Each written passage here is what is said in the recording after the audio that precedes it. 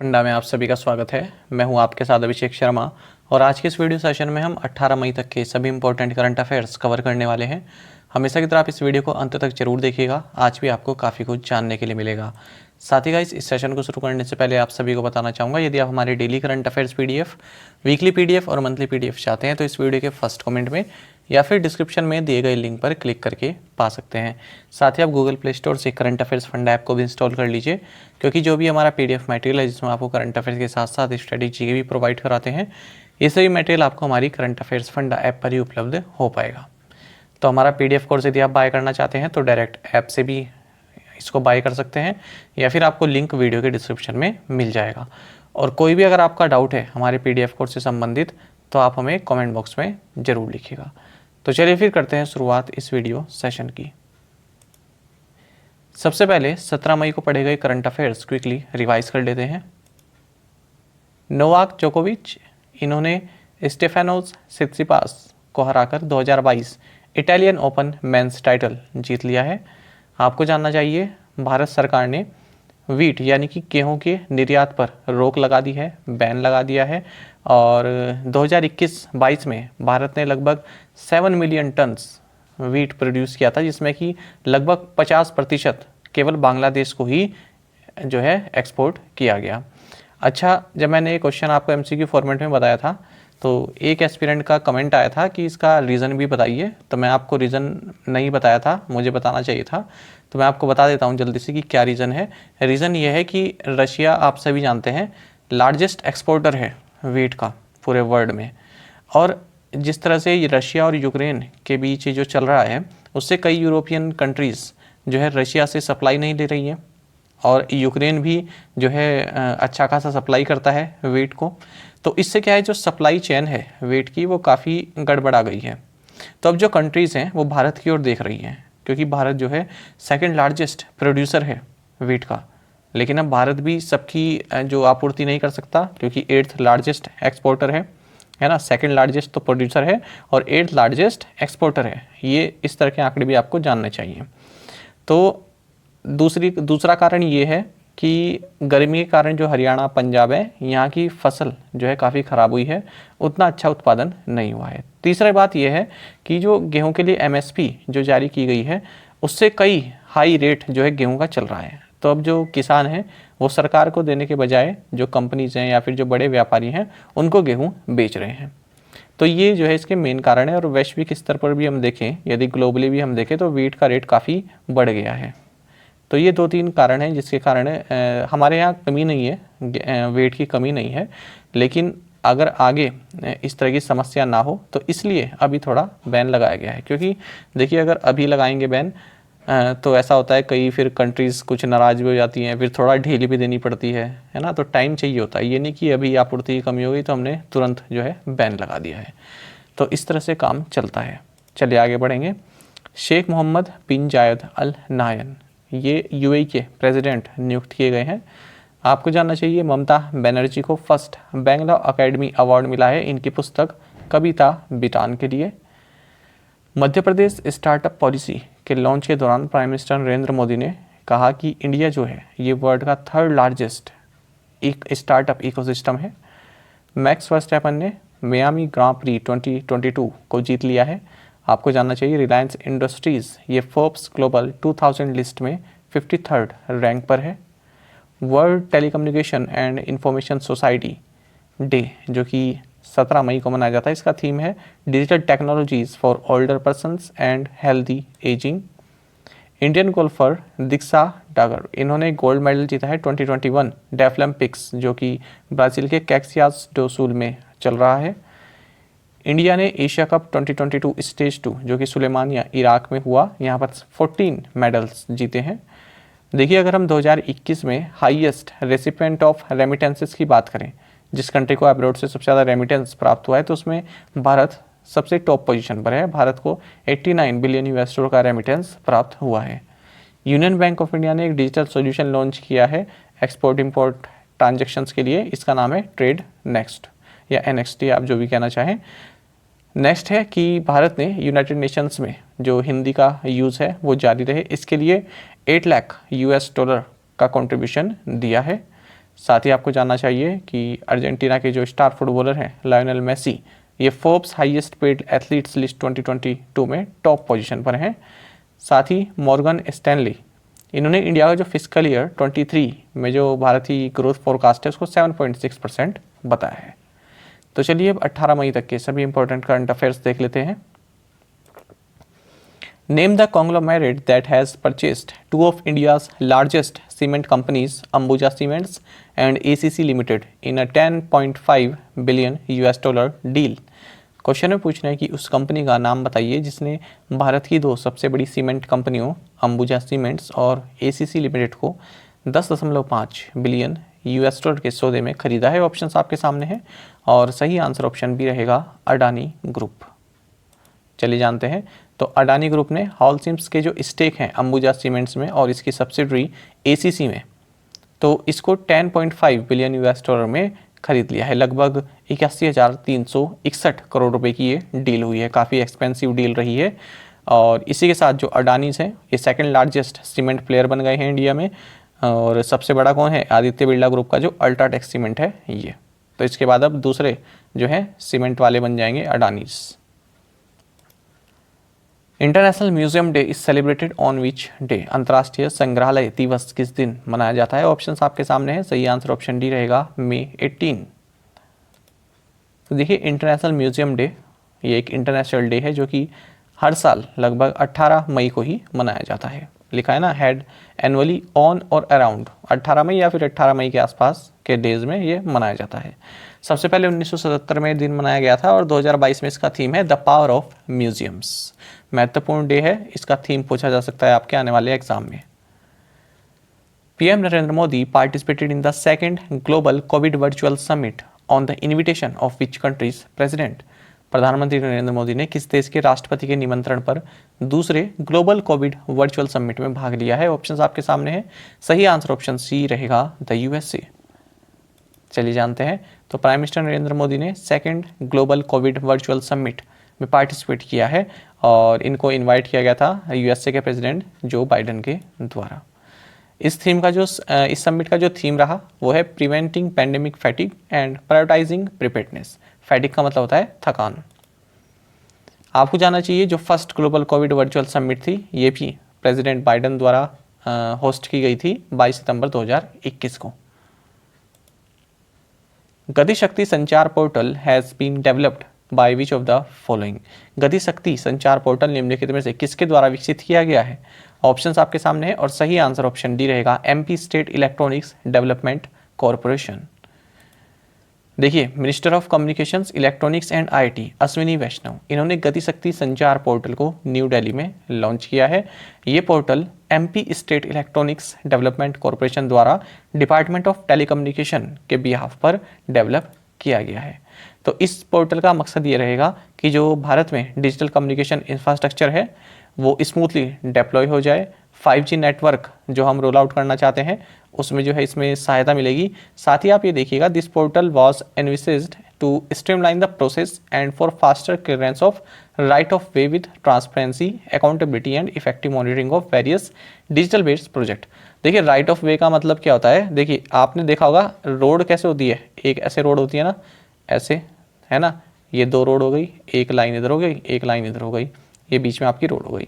देखिए जब भी कोई रोड बनती है तो उसकी थोड़ी सी जगह इस साइड भी और इस साइड भी ये भी एक्वायर करनी पड़ती है। मान लीजिए इन फ्यूचर रोड को जो है थोड़ा और विस्तार करना पड़े तो उसकी कमी ना हो, है ना। जैसे ये सड़क है तो इसके दोनों साइड ना थोड़ी थोड़ी जगह भी एक्वायर करनी पड़ती है। ये नहीं है कि जितनी सड़क है बस उतना ही एक्वायर किया, दोनों साइड थोड़ी थोड़ी जगह। आपने देखा होगा जो बड़े बड़े नेशनल हाईवेज होते हैं वहाँ पर थोड़ी साइड में भी जो है जगह ली जाती है, तो उसको बोलते हैं राइट ऑफ वे।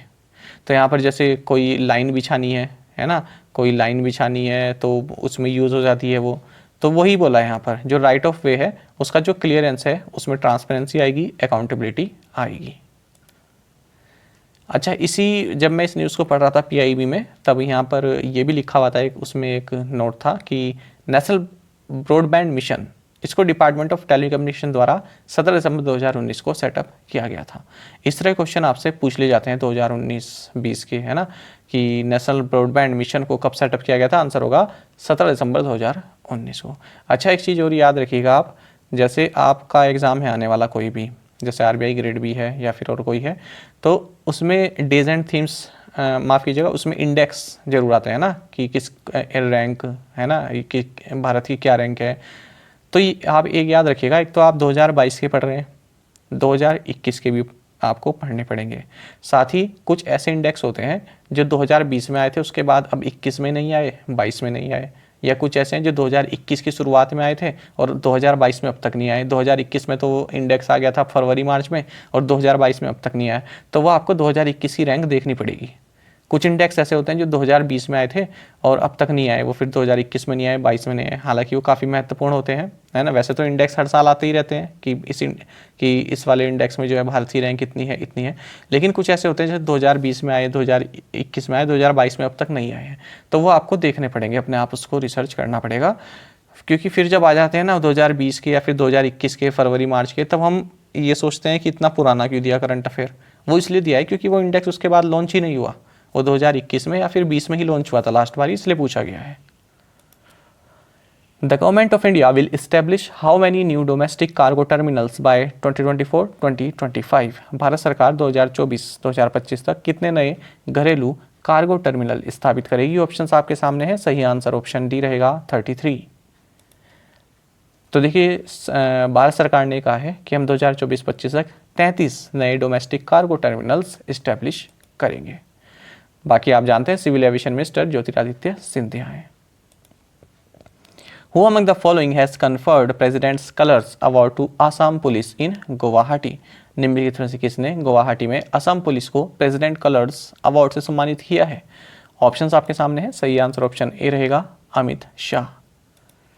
तो अमित शाह आप सभी जानते हैं यूनियन होम मिनिस्टर हैं, और इन्होंने असम पुलिस को गुवाहाटी में स्पेशल सेरेमनी के दौरान प्रेसिडेंट्स कलर अवार्ड प्रेजेंट किया है। इसी के साथ आसाम राज्य या आसाम पुलिस भारत में जो है 10th नंबर का बन गया है, या फिर 10th स्टेट बन गया है, जिसकी पुलिस को ये ऑनर दिया गया है। Who has been appointed as the next ambassador of India to Nepal? Nepal में भारत के अगले राजदूत के रूप में किसे नियुक्त किया गया है? सही आंसर ऑप्शन सी है नवीन श्रीवास्तव।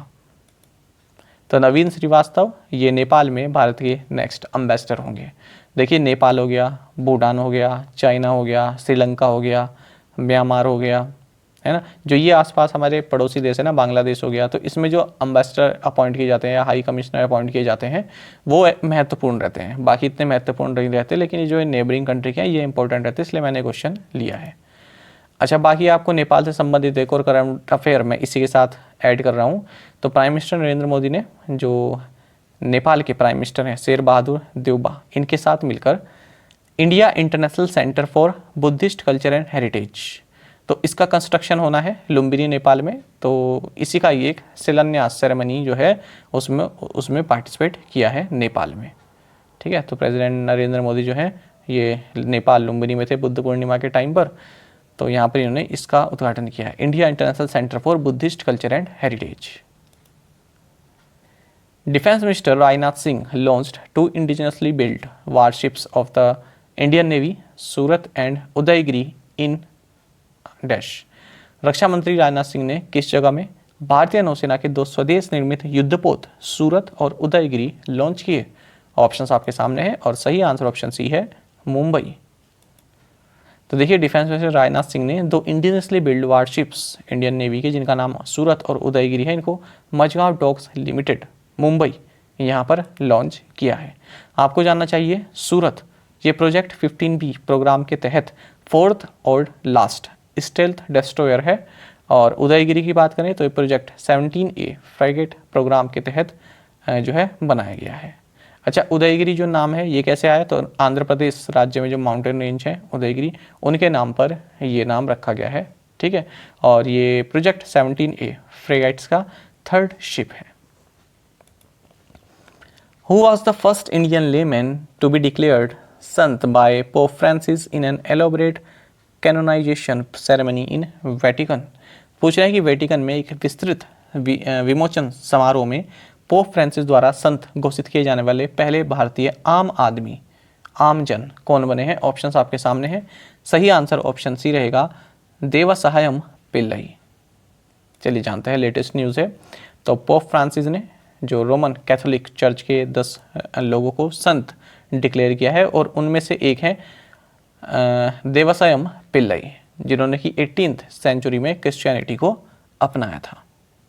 तो इसी के साथ जो देवसायम पिल्लई है ये फर्स्ट इंडियन लेमैन बन गए हैं, यानी कि साधारण भारतीय शख्स बन गए हैं, आमजन बन गए हैं, जिनको पोप फ्रांसिस द्वारा वेटिकन में संत डिक्लेयर किया गया है।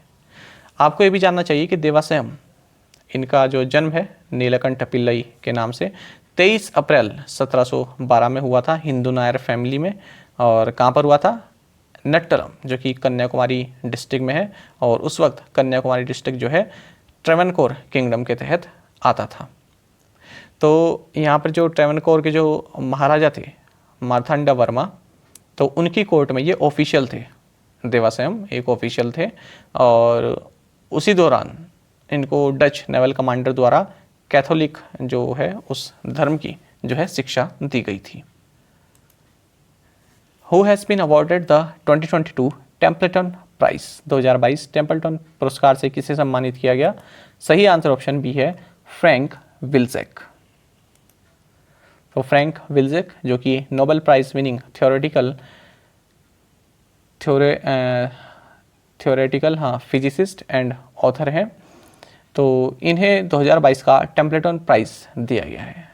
किस लिए? जो यूनिवर्स है ना, यूनिवर्स को कौन कौन से फोर्सेस, क्या फोर्सेस गवर्न करते हैं, उसकी बेसिक अंडरस्टैंडिंग प्रोवाइड कराने के लिए। टेम्पल्टन प्राइज़ की बात करें तो 1.3 मिलियन यूएस डॉलर से भी ज़्यादा का इसमें प्राइज़ दिया जाता है, और ये वर्ल्ड का one of the world's largest annual individual awards है। इसको सर जॉन टेम्पल्टन द्वारा इस्टेब्लिश किया गया था, और उन लोगों को दिया जाता है जो यूनिवर्स संबंधित जो क्वेश्चंस हैं, है ना, जो जटिल प्रश्न हैं, उनको जो है उनका जवाब देने में जो है सक्षम है, और यूनिवर्स की जो पहेलियां हैं उसको सुलझाने में अपनी रिसर्च जो है करते हैं, या फिर अलग अलग तरह की थीसिस दुनिया के सामने रखते हैं। बाकी आपको जानना चाहिए जो ये फ्रैंक विल्जेक, इनका 2004 में नोबेल प्राइज इन फिजिक्स भी दिया गया था। Which country has replaced Russia in UN Human Rights Council? संयुक्त राष्ट्र मानवाधिकार परिषद में रूस का स्थान किस देश ने लिया है? ऑप्शंस आपके सामने हैं। सही आंसर ऑप्शन डी रहेगा, चेक रिपब्लिक। तो यूएन जनरल असेंबली में वोट हुआ है जिसके तहत चेक रिपब्लिक ने जो है रशिया को रिप्लेस किया है यूएन ह्यूमन राइट्स काउंसिल में। आपको बता दें 7 अप्रैल को रशिया को सस्पेंड कर दिया गया था इस असेंबली से, क्योंकि यूक्रेन में जो मतलब रशिया ने जो यूक्रेन में किया उसके तहत यूएस द्वारा एक रेजोल्यूशन इनिशिएट किया गया था, और उसमें जो है रशिया को फिर वहाँ से सस्पेंड कर दिया गया। बाकी United Nations human rights council के बारे में जानना चाहिए। हेडक्वार्टर्स जेनेवा स्विट्जरलैंड में है। प्रेसिडेंट फेडरिको विलेगास हैं, और यूएनजीसी की जो स्थापना है ये 15 मार्च 2006 को हुई। इस काउंसिल में 47 मेंबर्स होते हैं जो कि 3 ईयर टर्म्स के लिए इलेक्ट किए जाते हैं on a regional group basis. Which countries first president Leonid Kravchuk died recently? पूछ रहे हैं कि हाल ही में किस देश के पहले राष्ट्रपति लियोनिद क्रावचुक का निधन हो गया? सही आंसर यहाँ पर ऑप्शन बी है, यूक्रेन। तो 5 दिसंबर 1991 से 19 जुलाई 1994 तक लियोनिड क्रावचुक, जिन्हें विली फॉक्स के नाम से भी जाना जाता है, ये यूक्रेन के प्रेसिडेंट रहे और फर्स्ट प्रेसिडेंट ये यूक्रेन के रहे। अच्छा, आपको ये जानना चाहिए यूक्रेन के पास जो है न्यूक्लियर आर्सेनल बहुत तगड़ा था, मतलब न्यूक्लियर हथियार जो है बहुत ज़्यादा थे यूक्रेन के पास, लेकिन इन्होंने लिस्बन प्रोटोकॉल के तहत 1992 में साइन हुआ था, उसके तहत इन्होंने गिव अप कर दिए थे, नष्ट कर दिए थे जो अपने न्यूक्लियर आर्सेनल हैं। तो आज अगर यूक्रेन के पास वो होते तो एक बहुत बड़ी शक्ति होता अगर हम न्यूक्लियर वेपन्स की बात करें, पर इन्होंने खुद से ही उसको नष्ट कर दिए थे, गिव अप कर दिया था। Name the Indian athlete who clinched a gold medal in the women's 100 metre hurdles in Cyprus international athletics meeting 2022। Cyprus अंतर्राष्ट्रीय एथलेटिक्स 2022 में महिलाओं की 100 मीटर बाधा दौड़ में स्वर्ण पदक जीतने वाले भारतीय एथलीट का नाम क्या है? सही आंसर ऑप्शन सी है, ज्योति याराजी। तो देखिए साइप्रस इंटरनेशनल एथलेटिक्स मीटिंग 2022 में इंडिया की जो ज्योति याराजी हैं, इन्होंने नेशनल रिकॉर्ड को जो है स्मैश कर दिया है, तोड़ दिया है, और इन्होंने विमेंस 100 मीटर जो इवेंट है, हर्डलेस इवेंट जो है, उसमें गोल्ड मेडल जीता है। तो 13.23 सेकंड्स में इन्होंने अपनी ये रेस पूरी की, और जो नेशनल रिकॉर्ड था अनुराधा बिस्वाल द्वारा 2002 में जो बनाया गया था, है ना, उसको भी इन्होंने तोड़ दिया। बाकी आपको जानना चाहिए जो विमेंस की 1500 मीटर रेस है, उसमें लिली दास, ये भी भारतीय एथलीट है, इन्होंने गोल्ड मेडल जीता, जबकि मेंस की 200 मीटर में इंडिया के जो अमलान बोर्गोहेन है, इन्होंने ब्रॉन्ज मेडल जीता है। Who won French MotoGP, French MotoGP किसने जीता? सही आंसर ऑप्शन सी है। तो एनिया बेस्टियानिनी इटली के हैं ये, और गैसिनी डुकाटी राइट करते हैं, इन्होंने फ्रेंच मोटोजीपी जीता है। A prominent crossing in Ayodhya will be developed and named after which legendary singer? Ayodhya में एक प्रमुख क्रॉसिंग किस महान गायक के नाम पर विकसित की जाएगी? सही आंसर ऑप्शन डी है, लता मंगेशकर। तो देखिए अयोध्या में एक प्रोमिनेंट क्रॉसिंग जो है वो legendary singer Bharat Ratna late Lata Mangeshkar, जिनका निधन 6 फरवरी 2022 को हुआ, इनके नाम पर उस क्रॉसिंग का नाम रखा जाएगा। प्रसार भारती है signed an MOU with which countries official ORTM for broadcasting cooperation and collaboration. Prasar Bharati ने सहयोग और सहयोग के प्रसारण के लिए किस देश के आधिकारिक ORTM के साथ एक समझौते ज्ञापन पर हस्ताक्षर किए हैं? ऑप्शंस आपके सामने है, सही आंसर ऑप्शन डी रहेगा, मेडागास्कर। तो देखिए एक MOU साइन किया गया है प्रसार भारती और ORTM जो कि ब्रॉडकास्टर है मेडागास्कर का, जिसके तहत जो ब्रॉडकास्टिंग है उसमें कोऑपरेशन और कोलैबोरेशन किया जाएगा इन दोनों ही के बीच, प्रसार भारती और ORTM के बीच। और ये जो MOU है ये मेडागास्कर में जो भारत के एम्बेसडर हैं अभय कुमार, इनके द्वारा साइन किया गया है। कहाँ पर? जो मेडागास्कर की कैपिटल है एंटानानारिवो। ये काफ़ी महत्वपूर्ण है, याद रखिएगा, मैच द फॉलोइंग में कभी कभी एग्जाम में पूछ ले जाते हैं। जो कैपिटल वाली मैच द फॉलोइंग आती है ना, उसमें पूछ लेते हैं कौन सा रॉन्ग है या कौन सा सही है। मेडागास्कर की कैपिटल भी काफ़ी पूछी जाती है। प्रीवियस असाइनमेंट क्वेश्चन के आंसर देखेंगे। World Hypertension Day celebrated annually on which day? Answer is 17 में, और इसका थीम रहा measure your blood pressure accurately, control it, live longer. Indian National Army Martyrs Memorial Complex is located in which state? Answer is Manipur. Name the Sanskrit grammarian known as Vakish Shastri who passed away recently? Padma Shri professor Bhagirath Prasad Tripathi. First Incredible India international cruise conference 2022 inaugurated in which city? Mumbai. और fifth question हमारा था the Union government is reassessing the concept of the post of Chief of Defence Staff. In which year did the government approve the creation of the post of CDS? Answer is 2019। और आप में से कई students ने बिल्कुल सही answer दिया है। Karnataka high court expresses dismay over hijab imbroglio says hidden hands theory may be true. तो देखिए यहाँ पर हमारा जो शब्द है ये है इम्ब्रोग्लियो। क्या है? इम्ब्रोग्लियो। तो इसका मतलब क्या होता है? A situation that is complicated, confusing और एम्बेरसिंग, स्पेशली अ पॉलिटिकल और पब्लिक वन। विशेषकर राजनीतिक या सार्वजनिक स्थिति में जटिल, भ्रामक, पेचीदा या फिर लज्जाजनक, इस तरह की जो है सिचुएशन। अच्छा, किसी कंट्री में कोई मैटर चल रहा है, समस्या चल रही है, तो वहाँ पर ये शब्द यूज़ होता है ना। पॉलिटिक्स में कोई दिक्कत चल रही है किसी पार्टी में, बीजेपी में, कांग्रेस में, तब वहाँ पर ये शब्द यूज होता है। तो इसका मतलब क्या होता है कि कोई समस्या, कुछ इस तरह की जो है कन्फ्यूजिंग इवेंट चल रहे हैं, है ना।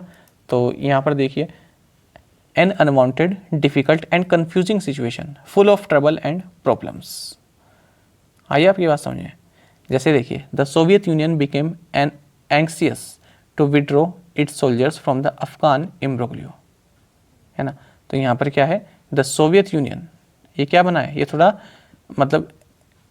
थोड़ा उसमें चिंता में है ना। किस लिए? अफगान में जो कन्फ्यूजिंग सिचुएशन चल रही है, ठीक है, तो उसके तहत अपने सोल्जर्स को विड्रॉ करने में। तो ये पहले का रहा होगा, सोवियत यूनियन जब था तब की यह एग्जाम्पल इन्होंने दिया है। अच्छा, यहाँ पर और एग्जाम्पल देखते हैं। देखिए Ukrainian imbroglio a blot on modern times. Blot मतलब होता है काला धब्बा या कलंक। तो जो यूक्रेन में जो चल रहा है ना, जो कन्फ्यूजिंग सिचुएशन चल रही है ना, ट्रबल चल रहा है, प्रॉब्लम चल रहा है, वो आज के मॉडर्न टाइम में जो है एक कलंक की तरह है। यहाँ पर देखिए अफ़गान के साथ भी ये शब्द जुड़ा है ना। अफ़गानिस्तान में जो हमने देखा था हाल ही में, जब यूएस फोर्सेस वहाँ से अलविदा हुई, तब वहाँ पर देखा हमने कि कितना जो है प्रॉब्लम हुई, तब उसके लिए भी यहाँ पर ये शब्द यूज़ हुआ है। आई होप आप इस चीज़ को समझ गए होंगे। आज के असाइनमेंट क्वेश्चंस देखेंगे। World AIDS Vaccine Day celebrated on which day? Yuri Averbakh, Russia, who died recently, was associated with which game?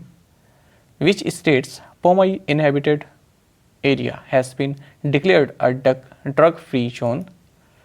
Lumbini, the place where Prince Siddhartha Gautama was born, is located in which country? और fifth है the M prime यानी कि programme for researchers in innovation, market readiness and entrepreneurship playbook launched by which agency? तो पांचों questions के answer आपको हमें comment box में बताने हैं। यदि आपको एक क्वेश्चन का आंसर भी आता है तो अभी आप हमें कमेंट बॉक्स में जरूर से बताएं। साथ ही करंट अफेयर्स फंडा को आप टेलीग्राम पर भी ज्वाइन कर सकते हैं। यहाँ पर रेगुलर वीडियो अपडेट्स और करंट क्विज़ेस हम आप सभी के लिए डालते रहते हैं। साथ ही डिस्कशन ग्रुप में आप किसी भी क्वेश्चन का सोल्यूशन पा सकते हैं। दोस्तों, यहाँ पर हमारे करंट अफेयर्स की प्लेलिस्ट दी गई है, इसको आप जरूर देखें और अपने दोस्तों के साथ, फेलो एस्पिरेंट्स के साथ हमारे करंट अफेयर्स को शेयर जरूर करें। आज का सेशन आपको कैसा लगा कमेंट बॉक्स में जरूर बताइएगा। Thank you guys.